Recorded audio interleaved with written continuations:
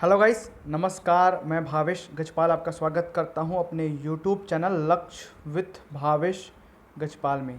यदि आप मेरे चैनल पर नए हैं तो चैनल को सब्सक्राइब जरूर कीजिए, साथ ही बेल आइकन को प्रेस कीजिए। बाकी के वीडियो के लिंक आप प्लेलिस्ट से प्राप्त कर सकते हैं, साथ ही डिस्क्रिप्शन बॉक्स में भी पूरे वीडियोज़ के लिंक डले हुए हैं। सबसे पहले आज हम देखने वाले हैं कृषि वानिकी की परिभाषा, महत्व, उसके उपयोग के लिए। ठीक है, उपयोग के बारे में। ये लेक्चर 1 है। आज से मैं वानिकी के टॉपिक्स चालू कर रहा हूँ। ठीक है, यूट्यूब पे आप मेरे टेलीग्राम चैनल लक्ष्य विद भावेश गजपाल से भी जुड़कर लिंक प्राप्त कर सकते हैं। तो इस वाले लेक्चर में, लेक्चर 1 में कृषि वानिकी का परिभाषा, महत्व, उपयोग, उसके लाभ आदि चीज़ों के बारे में बताऊंगा मैं। ठीक है, और अगले वीडियो में कृषि वानिकी का वर्गीकरण बताऊंगा, क्लासिफिकेशन बताऊंगा। दोनों वीडियो आप जरूर देखें। ठीक है, चलिए देखते हैं। सबसे पहले वानिकी, फॉरेस्ट्री। सबसे पहले वानिकी को समझ लेते हैं। फॉरेस्ट्री क्या है? वन विज्ञान की वह शाखा जिसमें वन लगाने की कला का अध्ययन करते हैं। क्या कहलाता है? वानिकी कहलाता है, फॉरेस्ट्री कहलाता है। ठीक है, दूसरे शब्दों में वह उत्पादन, वन उत्पादन करना या बहुत अधिक मात्रा में वनों का उत्पादन करना वानिकी कहलाता है। ठीक है, उत्पादन के साथ में वनों का संरक्षण और प्रबंधन भी वानिकी के अंतर्गत ही निहित है। मतलब उत्पादन के साथ साथ वनों का संरक्षण और प्रबंधन भी वानिकी, फॉरेस्ट्री के तहत आता है। ठीक है, अब वनों से संबंधित सभी प्रकार के आवश्यक कार्य जो वानिकी के अंतर्गत आते हैं, संक्षेप में इस प्रकार है। वन या जंगल में प्रत्येक प्रकार के पौधे को उगाने या संवर्धन का ज्ञान होना सभी वानिकी के अंतर्गत आता है। विभिन्न प्रकार की मिट्टियों के लिए उपयुक्त पौधे, विभिन्न दशाओं के लिए उपयुक्त पौधे, जैसे सूखा, अधिक जल, मध्यम जल, दलदली आदि के लिए, सबको पढ़ाऊंगा मैं। विभिन्न जलवायु जैसे ट्रॉपिकल, उष्ण है ना, सब ट्रॉपिकल मतलब उपोष्ण, शीतोष्ण आदि के लिए उपयुक्त पौधे। जब तक पौधे बड़े ना हो जाए उनकी सुरक्षा के उपाय सभी वानिकी के अंतर्गत आते हैं, है ना। छठवां जो बिंदु है, देशवासियों की आवश्यकता के अनुरूप पौधे का उत्पादन। सातवां, आर्थिक उपयोगिता वाले उपयुक्त पौधे का उत्पादन। और सातवां है ना, और आठवां है अति विशिष्ट पौधे का उत्पादन, जैसे चंदन, रबर, पाम जिसे तेल बनाया जाता है, हिंग, हॉप। ठीक है, बियर उत्पादन में आवश्यक जो है हॉप है ना, और टीक आदि, ये सभी पौधे जो हैं महत्वपूर्ण अति विशिष्ट पौधे के अंतर्गत आते हैं। अब देखते हैं हम लोग कृषि वानिकी के बारे में। अब कृषि वानिकी क्या है वास्तव में, इसकी परिभाषाओं को भी पढ़ाऊंगा पूरे। ठीक है, साइंटिस्ट के नेम के साथ पढ़ाऊंगा आपको कि किसने क्या क्या परिभाषा किया है, परिभाषा दिया है। उसके परिभाषाओं को आप याद करेंगे, उसके आने की संभावना ज़्यादा है। कृषि वानिकी अर्थात सस्य वानिकी मतलब एग्रो वानिकी, सस्य मतलब एग्रो, फॉरेस्ट्री वानिकी मतलब फॉरेस्ट्री, तो एग्रो फॉरेस्ट्री जिसमें एग्रीकल्चर भी होगा और वानिकी भी होगी। ठीक है, तो सस्य वानिकी खेत में या भूमि में कृषि योग्य फसलें उगाने के साथ साथ वनों में उगाई जाने वाली फसलें, जैसे फल वाले वृक्षों की फसल, इमारती लकड़ी, जलावन की लकड़ी, पशुओं के उपयोग में आने वाला चारा या चारा देने वाले वृक्ष, छप्पर के काम में आने वाला बांस आदि तथा अन्य और भी वस्तुएं के वृक्ष हो सकते हैं। ये सभी को साथ में उगाना, मतलब फसल के साथ साथ जब आप वृक्षों को भी उगाएंगे अलग अलग काम में उपयोग में आने वाले, तो वो कहलाता है सस्य वानिकी, कृषि वानिकी के अंतर्गत आता है। सस्य वानिकी को ही कृषि वानिकी कहते हैं, एग्रो फॉरेस्ट्री कहा जाता है। ठीक है, अब अलग अलग साइंटिस्ट ने, वैज्ञानिकों ने इसके लिए अलग अलग परिभाषा दी है। सबसे पहले बेने ने परिभाषा 1977 में क्या बताया, देखते हैं बेने की परिभाषा क्या बोलती है। बेने के अनुसार, याद रखेंगे साइंटिस्ट लोगों का नाम, भूमि का विशेष प्रबंध जिससे संपूर्ण उत्पादन बढ़ता है, जिसमें कृषि योग्य फसलें, वृक्षों की फसलें, ट्री क्रॉप है ना, वानिकी योग्य वृक्ष, पशुओं के लिए चारा आदि, इन सभी का मिला जुला रूप कृषि वानिकी कहलाता है। क्या कहलाता है? कृषि वानिकी कहलाता है। किंग एंड चैंडलर, ठीक है, के अनुसार 1978 में परिभाषा किस प्रकार दिया गया है, देखिए।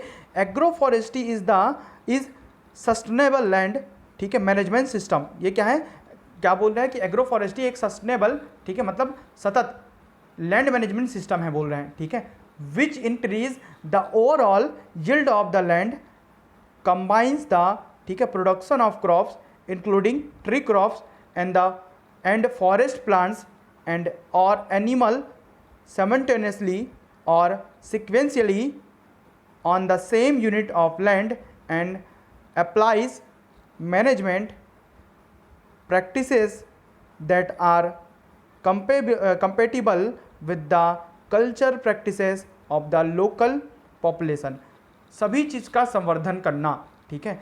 किंग एवं चैंडलर के अनुसार इसकी परिभाषा ये है कि सस्टेनेबल लैंड मैनेजमेंट सिस्टम है एक प्रकार का, ठीक है। सतत विकास की प्रक्रिया है लैंड को मैनेज करने के लिए पॉपुलेशन के अकॉर्डिंग। अब देखते हैं नायर ने 1979 में क्या परिभाषा दी। कृषि वानिकी का वर्णन इस प्रकार किया, agro forestry is a land use system. इसने क्या कहा, लैंड यूज सिस्टम कहा, दैट इंटीग्रेट्स, मतलब जिसमें सम्मिलित है ट्रीज, क्रॉप्स, मतलब ट्री भी, फसल भी, और animals in a very that is, ठीक है, scientifically sound, ecologically desirable, practically feasible and socially acceptable to the farmers, ठीक है। इसमें सबका साथ साथ विकास करना, ट्री का, क्रॉप का, और साथ साथ पशुओं के चारे का, ठीक है। ये लैंड यूज सिस्टम है बोल रहे हैं नायर के अनुसार। अब देखते हैं ऑस्ट्रेलिया में कृषि वानिकी की परिभाषा इस प्रकार दी गई है, integration of the agriculture, grazing and forestry system is called agro forestry. New Zealand में वनों की खेती, फॉरेस्ट फार्मिंग कहते हैं इसे, कृषि वानिकी को फॉरेस्ट फार्मिंग कहा जाता है, ठीक है। कृषि और चारागाह दोनों को साथ साथ, ठीक है, कृषि और चारागाही फसलें दोनों को साथ साथ, कृषि और साथ साथ चारागाही फसलें, इसमें वृक्ष भी रहेगा, चारागाही वृक्ष और फसलें भी रहेंगी, ठीक है। सभी को साथ साथ उगाना क्या किसके अंतर्गत आता है, कृषि वानिकी के अंतर्गत आता है। मैकक्वीन के अनुसार 1977 में कृषि वानिकी इस परिभाषा के अंतर्गत बहुत सारी स्थितियां आएंगी जिसे कृषि वानिकी आर्थिक आकर्षक दिखेगी, जैसे कि अधिक आकर्षक दिखेगी। अधिक आकर्षक कैसे दिखेगी, देखिए मैकक्वीन ने क्या बोला है कि किसानों की भविष्य में आय का अच्छा साधन, वानिकी कंपनी को भी आय प्राप्त हो, इसके अलावा भूक्षरण की समस्या कुछ प्रतिशत में काबू में हो जाती है ना, कृषि वानिकी से। डी बोल रहा है ढलान की उबड़ खाबड़ भूमि में वृक्षों का स्थानीकरण हो जाता है, जिस भूमि से बहुत कम आमदनी होती है उससे अधिक आय मिल जाती है कृषि वानिकी से। भूमि का अधिकाधिक उपयोग हो जाता है, पशुओं और फसलों को आश्रय आदि सभी, शेल्टर है ना, आश्रय मतलब शेल्टर आदि सभी प्राप्त हो जाते हैं। अब देखते हैं कैनल के अनुसार 1890, देखिए अब हम देखते हैं कैनल के अनुसार, ठीक है, कैनल 1989 में कृषि वानिकी को इस प्रकार परिभाषित किया है, यह भूमि उपयोग की एक अति उत्तम उत्तम विधि है जिसमें शासकीय फसलें तथा कठोर लकड़ी के बहुवर्षीय पौधे यदि साथ साथ मिश्रित ढंग से उगाए जाएं, साथ में पशु भी हो सकते हैं पर आवश्यक नहीं है, परिणाम स्वरूप अच्छी आय और अति उत्तम भूमि उपयोग हो अपेक्षाकृत उस भूमि के जिसमें खेती योग्य फसलें उगाकर या सिर्फ वानिकी करने से अधिक आय होती हो।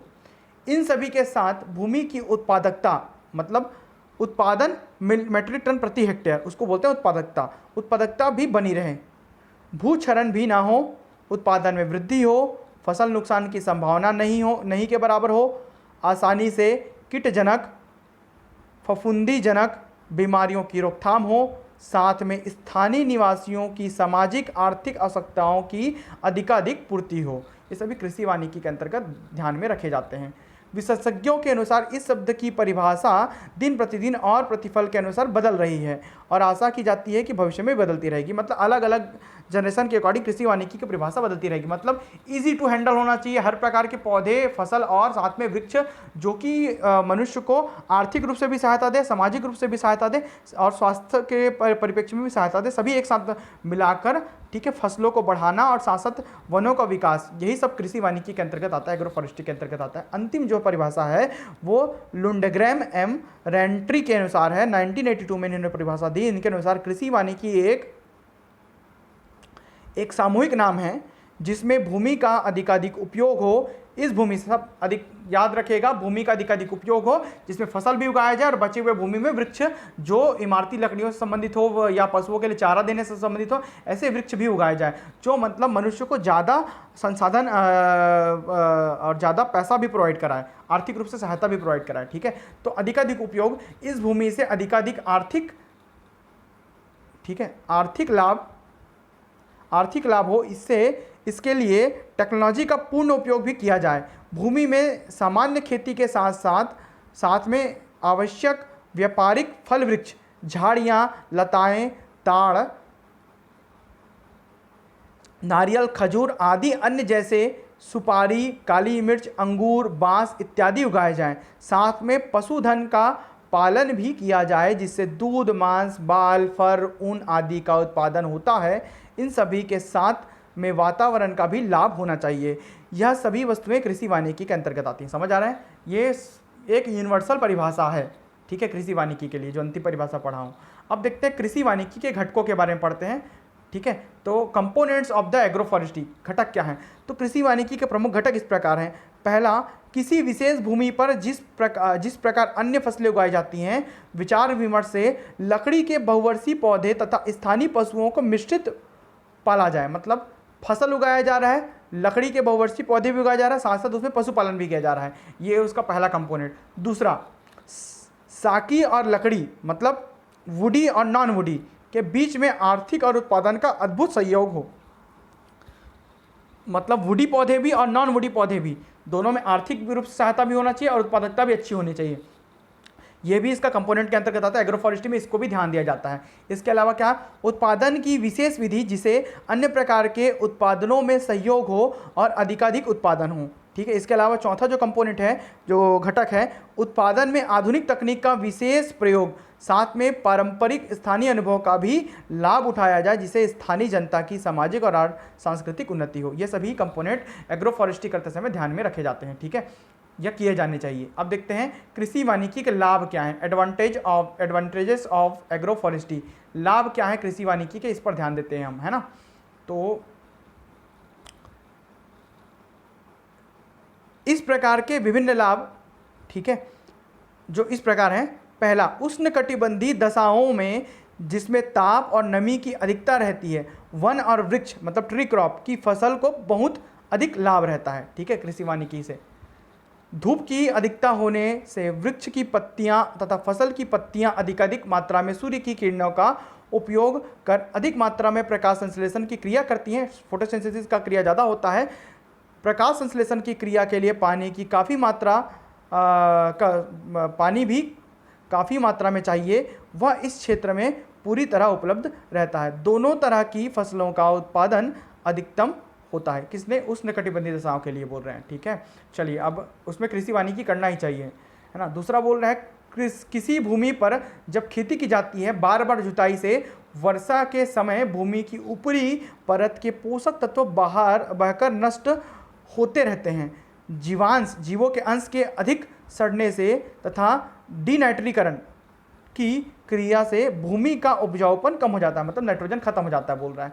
भूक्षरण द्वारा भूमि का नष्ट होना भी एकल कृषि का दुष्परिणाम है। मतलब खाली कृषि करना अच्छा नहीं है, ये बता रहा है।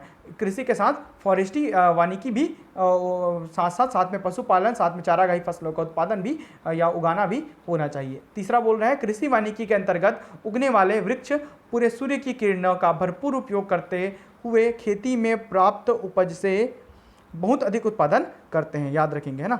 अब देखते हैं चौथा बिंदु, और क्या लाभ है। वन फसल उगाने से भूमि का उपजाऊपन स्थिर रहता है। भूमि पर जड़ें अधिक होने से वह मिट्टी को बांधे रखती है, समझे, इसलिए वृक्ष भी उगाने चाहिए फसलों के साथ साथ, बोल रहे हैं। वर्षा के समय भूमि को जल सोखने तथा अधिक जल धारण क्षमता के कारण भूमि क्षरण तथा भूमि के ऊपर पानी बहने से भूमि में पानी रिसने से उपजाऊ तत्व नष्ट होने से बचते हैं, जब वहाँ पर वृक्ष होते हैं तब, बोल रहे हैं। और उत्पादकता भी बनी रहती है। लेग्यूमिनेसी कुल के वृक्ष वायु से नाइट्रोजन खींचकर नाइट्रेट बनाते हैं। कौन सा? लेग्यूमिनेसी कुल का पौधा जो भी होते हैं, ठीक है। और साथ ही वृक्ष जो भूमि में मिलकर उर्वरा शक्ति को बनाए रखते हैं। लेग्यूमिनेसी कुल के पौधे और वृक्ष क्या करते हैं? वायु में नाइट्रोजन खींचकर नाइट्रेट बनाते हैं, और नाइट्रेट बनाकर कहाँ ले जाएंगे? जड़ के माध्यम से भूमि में, इससे भूमि का उपजाऊपन बने रहता है। इसका उपयोग फसल जो रहते हैं उसके साथ साथ, वृक्षों के साथ साथ जो फसल लगे हैं वो उस नाइट्रोजन का प्रयोग करते हैं अपने उपजाऊपन को बनाए रखने के लिए। वृक्षों की पत्तियां गिरकर मिट्टी में मिलती हैं अब वृक्ष लगाने का क्या क्या है, फसल के साथ साथ फॉरेस्ट्री भी कर रहे हैं, वानिकी भी कर रहे हैं, तो क्या लाभ है, वृक्षों के जो वृक्ष लगे हैं ना, पेड़ जैसे आपके खेत के आजू बाजू वृक्ष भी लगे हैं, तो उनका क्या लाभ है, तो वृक्षों की पत्तियां गिरकर मिट्टी में मिलती हैं, पत्तियां सड़कर जीवांश या हरी खाद के रूप में उपयोग हो जाती हैं या उपयोग होती हैं। इस प्रकार मिट्टी की उत्पादकता 2 रूप से बढ़ती है। ठीक है, 7वां जो लाभ है वो क्या है, पत्तियां भूमि पर गिरकर पानी के सहयोग से सड़ती हैं। इससे विशेष रूप से वर्षा के समय केंचुओं की संख्या, ठीक है, केंचुओं की संख्या और कार्य बहुत अधिक होता है। इससे मिट्टी में उत्पादकता तथा वायु का आना जाना अच्छा होता है। 8वां है, कृषि वानिकी से भूमि की उत्पादकता घटती नहीं है, मतलब बढ़ते रहती है, अपने को एक स्तर पर संतुलित रखती है। ठीक है। 9वां, कृषि योग्य फसलों और वृक्ष वाली फसलें उगाने से भूमि की कुल उत्पादन क्षमता में बढ़ोतरी होती है। अब अन्य विशेष लाभ, अदर एडवांटेजेस क्या क्या हैं, देखिए भारतीय कृषि शास्त्र संबंधी पुस्तकों में यह वर्णन मिलता है कि कृषि के बीच में नीम, बबूल, महुआ, आम आदि के वृक्ष, अधिकतर देखना कृषि जो खेत वाला है उसके आसपास में, ठीक है, महुआ और आम के पौधे, वृक्ष आपको बहुत सारे मिलते हैं, पौधे बोला था, वृक्ष हैं, वृक्ष जो हैं बहुत ज़्यादा संख्या में मिलते हैं मेड़ों में, आदि लगाने से कृषि उपज में वृद्धि होती है। ऐसा आधुनिक युग में भी कृषि विशेषज्ञों ने अनुभव किया है। अब आगे बढ़ते हैं कुछ विशेष चीज़ों की ओर। चतुर्वेदी ने 1981 में, संगल ने 1983 में और वेरी नुम्बे ने 1987 में यह अनुभव किया कि वन प्रभावित खेतों की उपज अधिक पाई गई अपेक्षाकृत साधारण खेत, मतलब जिसमें वन है और जहाँ पर खेती भी की जा रही है वनों के साथ साथ, तो उनकी उपज ज़्यादा है साधारण खेत, जहाँ पर खेत बस है और वन नहीं है, ठीक है, मतलब पेड़ या वृक्ष नहीं है, वहाँ पर साधारण खेती हो रही है। ठीक है, तो उत्तर प्रदेश के वन आच्छादित तराई क्षेत्र में मक्का, गेहूं तथा दालों की उपज बिना रासायनिक खाद प्रयोग किए साधारण खेती की अपेक्षा अधिक हुई है, यह उसका उदाहरण है। ठीक है, इस तरह भारत तथा विश्व के अनेक भागों से प्राप्त हुए हैं कि वन वृक्ष के सहयोग से कुल उत्पादन बढ़ता है। वन और वृक्ष का सहयोग से कुल उत्पादन बढ़ता है, मतलब एग्रो फॉरेस्ट्री, कृषि वानिकी करना चाहिए। International institute of tropical agriculture IITA, ठीक है, ने बोने का नया तरीका निकाला है। इस प्रकार है, मक्का, रतालू तथा धान की खेती में सुबबुल को इंटरक्रॉप के रूप में लगाया गया। सुबबुल को इंटरक्रॉप के रूप में लगाया गया, ये सुबबुल पौधा है। इन फसलों को उगाते समय सुबबुल को छांटा गया जिससे कि फसल पर छाया ना पड़े तथा पूरी तरह धूप का उपयोग व प्रकाश संश्लेषण की पूरी क्रिया हो सके, है ना। छांटी गई शाखाओं को मल्च के रूप में प्रयोग किया गया जिसे खरपतवार नहीं उग सके। बड़ी शाखाओं को जलावन के लिए तथा पोल मतलब खंभों के रूप में प्रयोग किया गया। ग्रीष्म में वृक्षों को फिर बढ़ने दिया गया जिससे कि शाखाओं का सदुपयोग किया जा सके। यह प्रयोग कम उपजाऊ रेतीली भूमि में किया गया। इस विधि को एली क्रॉपिंग, याद रखेंगे, एली क्रॉपिंग नाम दिया गया। ये international institute of tropical agriculture ने प्रयोग किया, एली क्रॉपिंग। ठीक है, फलस्वरूप मक्का का उत्पादन दूसरी सीजन में 3 से 5 टन प्रति हेक्टेयर अधिक हुआ, ये इसका परिणाम हुआ। ठीक है, अब देखते हैं और क्या क्या है। हरियाणा और पश्चिम उत्तर प्रदेश के इलाकों में कृषि वानिकी कार्यक्रम के अंतर्गत अनाज और लकड़ी का उत्पादन 20% अधिक हुआ। अपेक्षाकृत शुद्ध अनाज की फसल उगाने के लिए किसानों ने खेतों की मेड़ों और बीच में यूकेलिप्टस हाइब्रिड, ठीक है, तथा पॉपुलर लगाया। कि क्या क्या लगाया, यूकेलिप्टस हाइब्रिड तथा पॉपुलर लगाया था। अब IGFRI, इसका मुख्यालय कहाँ, झांसी में, है ना। IGFRI झांसी में, याद रखेंगे, इसको पूछता है, में किए गए परीक्षण के दौरान जिस खेत में सिर्फ चारा उगाया गया था उससे अधिक चारे का उत्पादन उस खेत में हुआ जिसमें चारा तथा चारे के वृक्ष भी लगाए गए थे। ठीक है, अब आगे बढ़ते हैं उपज बढ़ाने के कारण। ठीक है, उपज बढ़ने के कारण के पढ़ते हैं। उपज कैसे बढ़ता है, इसके क्या कारण थे कि उपज बढ़ा। Cause of increased crop production. ठीक है, तो कृषि वानिकी में उपज बढ़ने के कारण निम्न कारण है। कृषि वानिकी में उपज कैसे बढ़ते हैं। पहला, बहुवर्षीय फसलों में प्रकाश संश्लेषण क्रिया की अधिक कुशलता। जो वृक्ष लगाए जाते हैं ना, वो बहुवर्षीय फसलों के लगाए जाएं तो उसमें प्रकाश संश्लेषण की क्रिया अच्छे से होती है जिससे कि, ठीक है, भूमि को ज़्यादा उपजाऊपन और पौधे अच्छे से बढ़ पाते हैं। ठीक है, नीचे गहराई वाली भूमि की परतों से पानी और पोषण का बहुवर्षीय फसलों की जड़ों द्वारा पूर्ण रूप से उपयोग होना, इसलिए वृक्ष लगाने चाहिए खेती के साथ साथ बोल रहे हैं। तीसरा, मौसमी फसलें या एक वर्षीय फसलों को उनके चारों ओर अच्छा वातावरण, माइक्रो क्लाइमेट, ठीक है, मिलना, जिससे उनकी उपज में अधिक से अधिक बढ़ोतरी, ये इस उपज बढ़ने के कारण है फसलों के, है ना। मौसमी तथा बहुवर्षीय फसलों में जल, पोषक पदार्थ तथा धूप, सनलाइट के लिए संघर्षरत रहना ही उनके कार्य में बढ़ोतरी का परिचायक है। ये सभी उपज बढ़ने के कारण में आते हैं, ये सभी याद कर लीजिए। और कृषि वानिकी अब तो आपको आसानी से समझ आ रहा होगा। अब अगले टॉपिक में इसका वर्गीकरण पढ़ाऊंगा, फिर फसलों के बारे में, पौधों के बारे में, वृक्षों के बारे में भी पूरा पढ़ाऊंगा। मैं धीरे धीरे वानिकी का चैप्टर पूरा कंप्लीट कराते रहूँगा। हो सकता है कि एग्जाम का रेट भी बढ़ जाए, अगर नहीं बढ़ता है तब तक मैं बहुत सारे टॉपिक्स करा दूंगा। यदि आप इन सभी वीडियो के PDF चाहते हैं जो मैं YouTube पे बना रहा हूँ पूरे 1 महीना 1.5 महीने तक, तो सभी को आप 299 में दिए गए नंबर पे डिस्क्रिप्शन बॉक्स में 7470999978 पर व्हाट्सएप करें, केवल व्हाट्सएप करें तो मैं आपको PDF प्रोवाइड कर दूंगा। धन्यवाद।